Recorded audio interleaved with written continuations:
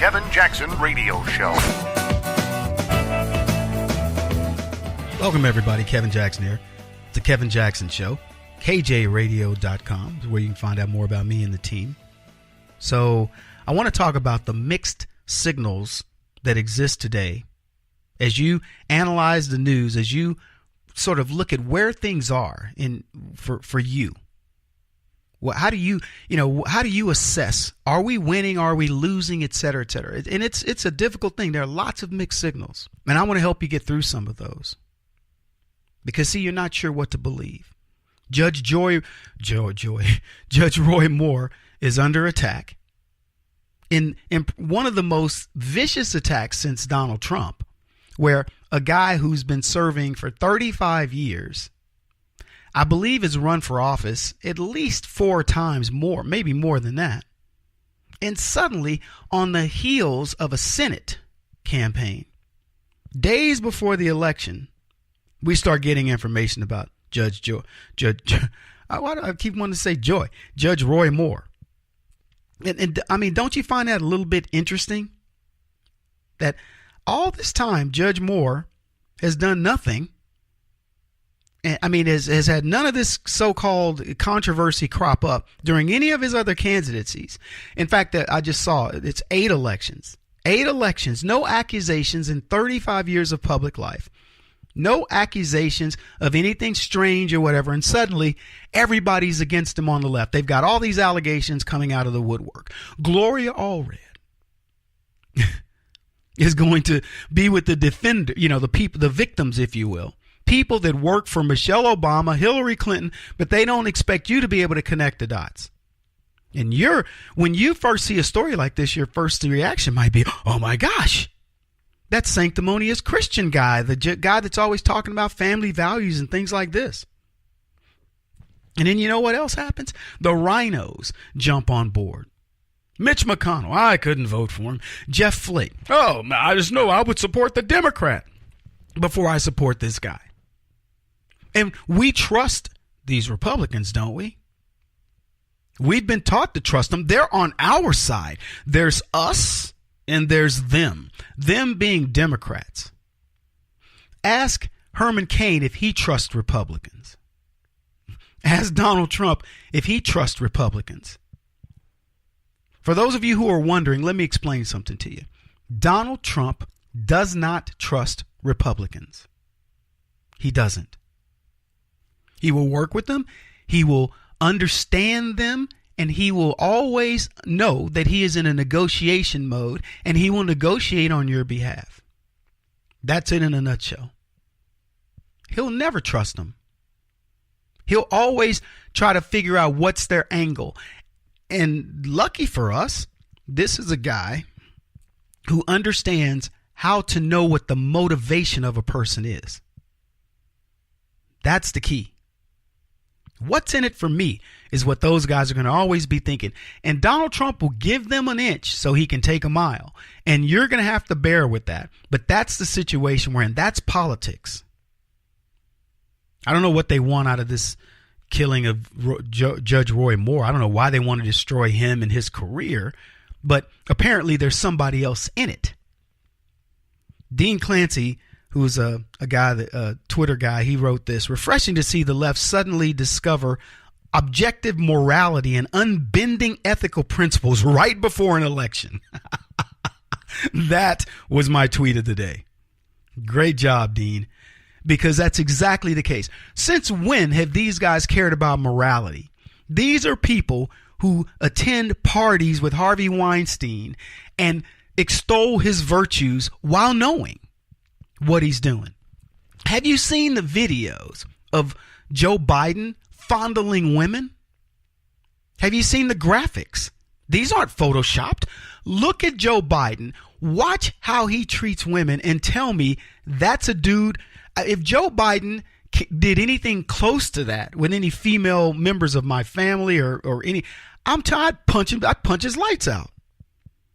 It's unbelievable how this guy does this, and he gets away with it. And by the way, he's already thrown his hat in the ring for president in 2020. Says he's going to run. Well, good luck with that, Joe. Folks, don't worry about what's going on with this, with the information. I know it seems, what's the word I'm looking for? You may figure, feel like you're at a loss as to what to do here. What you're watching is the dismantling of the left. Yeah, you're watching that. You're watching these people grasp at straws. Let me think to try to paint a picture for you. You've used the Linsky tactics your entire life. You go picket in front of people's houses. You target the adversary and you go after them. And it's supposed to work. You're supposed to go.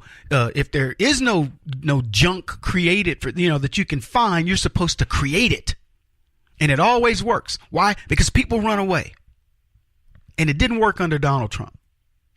So that was the first. It's kind of like the first time something happens, it's huge. Donald Trump has defeated the Alinsky tactics and he became president. I'm talking about when you really know what it took for Trump to become president, it's going to blow your mind. Then they said, well, we couldn't get Trump, so we'll go after the Senate. And that's the way we're going to do it. We're going to take over. We're going to get some dirt on every one of these senators, and this is going to happen. So they go after Roy Moore. He's now the next guy in line because that can, tip the balance of the Senate or something. So they go after him. And if Roy Moore wins, and we're going to talk more about this, this is huge because it'll now mitigate yet again the Alinsky tactics of the left. So the next one they're going to do is they're going to go after a Cruz, or they're going to go after a Rand Paul or whomever, looking for dirt. And if the dirt doesn't exist, they'll create it. And you're going to go, whatever, been there, done that. And eventually, you'll hear about dirt on Republicans and you'll go, that's not why we're electing them. Doesn't matter. You're not going to get to us. And that's when the left loses all effectiveness. See, Donald Trump was the first time in forever that we had a guy that they went after. You want to talk about creating stories, man. They created fake Russian narratives. They dragged old girlfriends out. They called him a racist. They called him a sexist. They called him an Islamophobe. They called him a xenophobe. They called him home. You name it. They called it. And Donald Trump said, whatever. And then the sitting president of the United States, who's part of this overwhelming conspiracy, could not drag Hillary Clinton over the finish line. And that was the beginning of the end. Folks, you're listening to Kevin Jackson. This is the Kevin Jackson Radio Show. Do you owe back taxes to the IRS or state? The secret to avoiding the IRS nightmare is to seek professional representation. My friends at Security Tax Associates provide the most cost-effective and ethical representation in the industry while helping to avoid seizures, levies, and wage garnishments. Security Tax Associates is here to ensure that the appropriate steps are taken to permanently eliminate any possibility of future tax burdens once and for all. For a free, no-obligation consultation, contact Security Tax Associates, 844-779-4177. That's 844-779-4177. 844-779-4177. Or visit them at securitytaxassociates.com.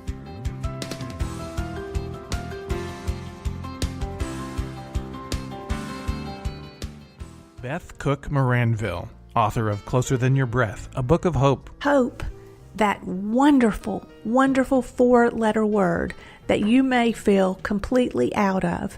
I wrote this book to give you great hope. It's not too late. If fetal position is an all too familiar place for you, I understand. If the next 60 seconds are too long, this book is for you. Wherever you are right now, whether you're dealing with divorce or death or sickness, take hope. You are going to make it through this pain. Don't roll your eyes. I've walked this road and I know it. The best is yet to come. Closer Than Your Breath, a book of hope from author and speaker Beth Cook Moranville, can be found on Amazon.com or Kindle.com. For more information, visit closerthanyourBreath.com or on Facebook at Closer Than Your Breath.